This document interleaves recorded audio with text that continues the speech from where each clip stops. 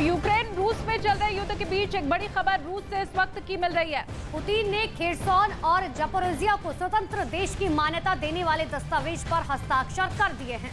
तो ये बड़ी खबर इस वक्त की पुतिन की तरफ से बड़ा ऐलान अब कर दिया गया है। दो राज्य खेरसोन जिसे कि स्वतंत्र बता दिया गया है और जापोरिजिया, ये दो जगह ऐसी है जिसे रूस की तरफ से अब अलग देश की मान्यता दे दी गई है। मतलब ये यूक्रेन का हिस्सा अब आगे नहीं रहेंगे। तो पुतिन ने बड़ा ऐलान किया है। पुतिन की तरफ से बताया गया कि देखिए खेरसोन को स्वतंत्र राज्य की मान्यता दे दी गई है, साथ ही जापोरिजिया को भी मान्यता दे दी गई है।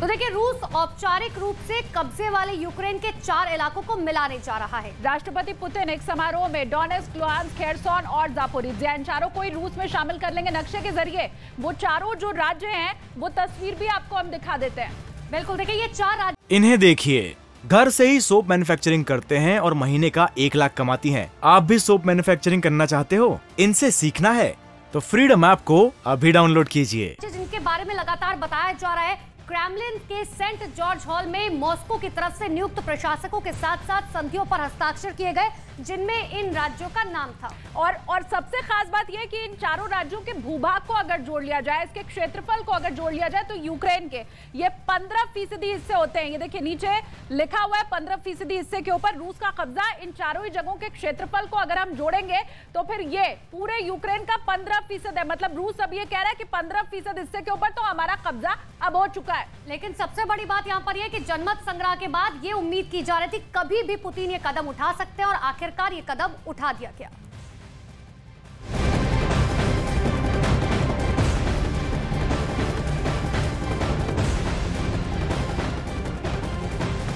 और देखिए ये भी आप समझिए कि ये पहली मर्तबा नहीं है जब रूस ने जनमत संग्रह के बाद किसी दूसरे देश के हिस्से को रूस में मिला लिया हो।